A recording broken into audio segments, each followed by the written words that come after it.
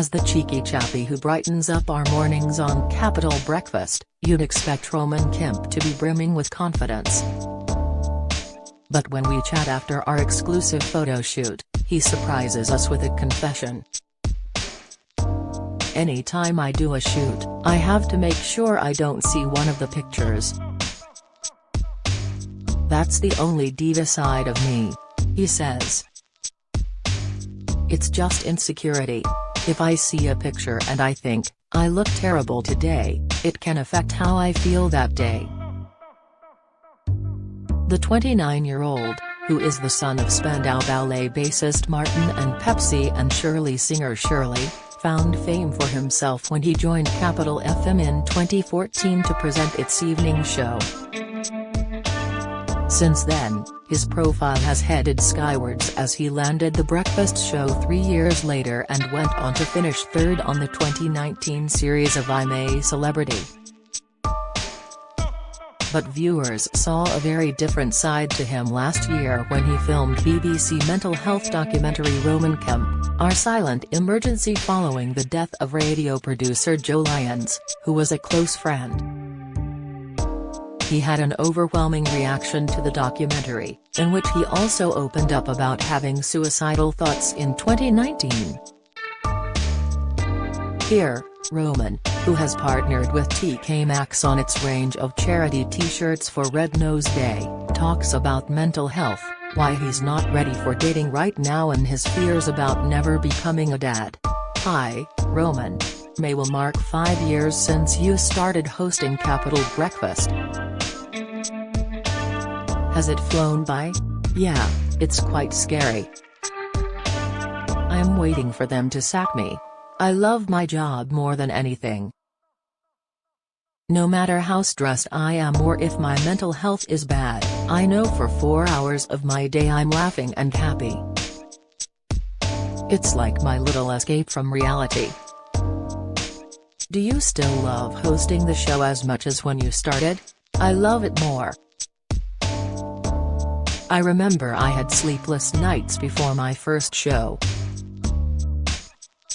Before The Breakfast Show I did the evening show, which is significantly less money, and I actually said to them, I don't know if you've made a mistake by giving me the show, so pay me the same as what you've been paying me, and then in a year if you like me we can talk about it.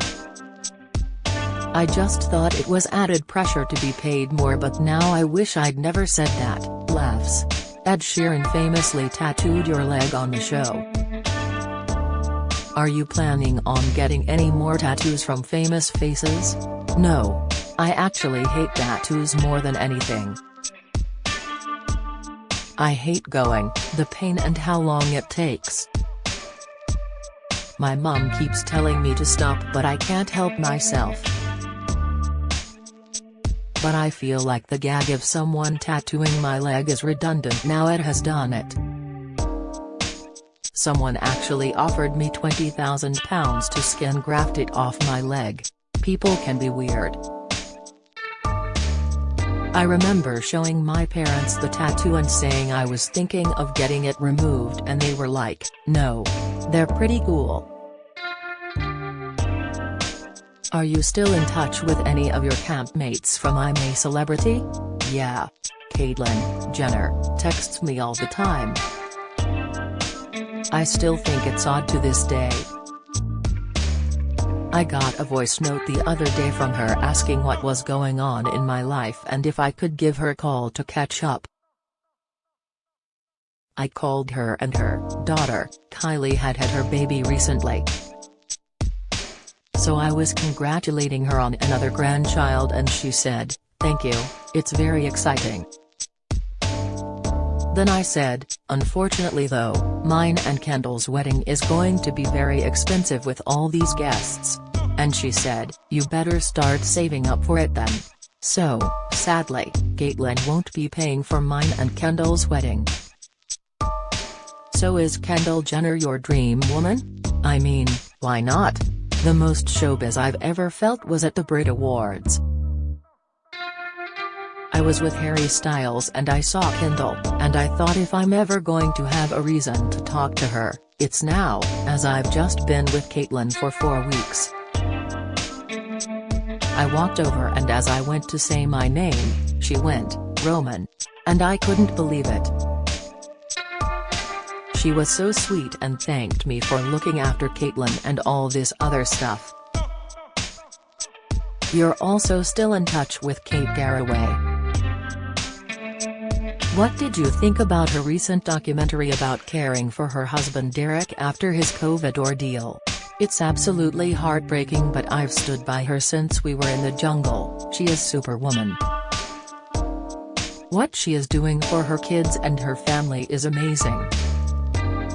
The amount of people in the industry who have been helping her is testament to how lovely she is. I was lucky enough to know Derek before this all happened, and it's terrifying. I'm fortunate that when my family went through something similar, Roman's father Martin suffered 2 brain tumors in 1995, I got my dad back, and I pray for Kate's children, Darcy and William, that they have that at some point. You made a documentary about mental health last year. What sort of reaction did you get? It was just so overwhelming. It's not a documentary I ever wanted to make, and I wish I didn't know anything about suicide. But seeing the difference it does and the work Joe's family have been doing on his charity since is incredible.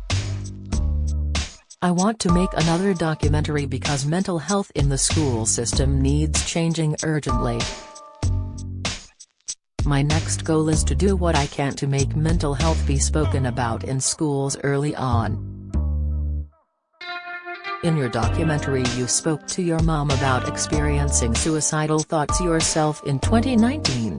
My mom and dad both questioned whether or not I should tell the public about that, but they trusted me at the same time. My dad said, "This is your journey, and if this is what you want to tell people and this is what you think is right, then it's up to you." To be honest, I felt like I had no choice. For 6 months after Joe died, I was in a really dark headspace and working non-stop. I thought if one person was like, "Actually, I feel like that," then it was worth it for me. What was it that helped you when you were feeling suicidal? When you're having suicidal thoughts, you can't see those things that could help you, which is why prevention is so important. I was lucky that my mom called me and she knew instantly something was wrong. What I can remember from it is that I was looking at a tax bill or something, and I wasn't even struggling with money. It felt like a tower of cards had just collapsed. I remember being on the floor of my bedroom and I was in my pants and I just couldn't stop crying. I remember feeling like I couldn't do this anymore. I was like, I just don't want to be here. My mom called and I could hear her and my sister getting into the car. My sister kept me on the phone until they got to me. I hate that I put my family through that, and I'm grateful they were able to get to me, as some people aren't as lucky. I was silly because at that point I hadn't taken my antidepressants for something like 5 to 10 days, which was dangerous. You're very close to your family. Is becoming a dad something you'd like? Yeah, family is the most important thing to me. My biggest fear in life is never being able to have kids. I think a lot of guys won't admit it, and I'm even too scared to go to the doctors and get my sperm checked, as I almost don't want to know.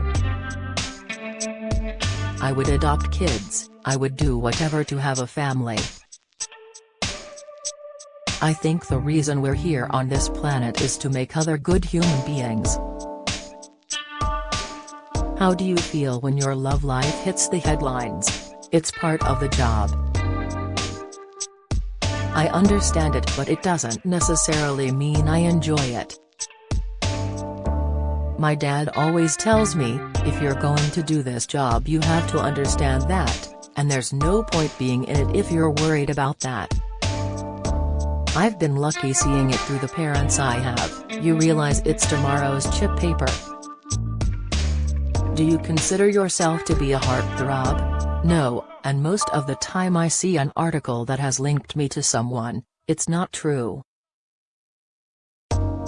I'm more like, how would I ever be with that person? I think of myself as pretty lame when it comes to that, and my friends like to tell me that. Most of my day is spent in my pants watching football with a Deliveroo. Can dating while in the public eye be difficult? Always, but it's hard to date in general. It's not a focus of mine at the moment. I'm very much enjoying my career, and, also, I've got to start trying to enjoy my life first as much as other people. Once I can be happy in myself, then who knows. I've got a lot going on, and I mean that mentally, too, and if it's too much of a weight for me sometimes, it will be for someone else. I'd rather just make sure I'm okay and take care of my own brain for a little bit and just get myself back to normal. I understand I will be grieving a long time, and that side of things will be hard. You're backing TK Maxx's Red Nose Day campaign by wearing one of its sherry tees. Why was it important for you to get involved? Comic relief has been a part of my life since I was a kid. It's always fun to get involved, and what they're doing with TK Maxx is a nice way to support it. It was a no-brainer. The t-shirts look great and the artists behind him are great. Some of the donations this year will go towards helping people with mental health problems, which is very close to me. You've also filmed Glow Up Does Red Nose Day. Will your mum and sister Harley be calling on you to do their makeup now? Only if they want Halloween makeup. But I think people are going to be surprised at my talents. I was surprisingly good at putting on fake eyelashes. I did feel so bad for the models I was working on. It was all for a good cause, though.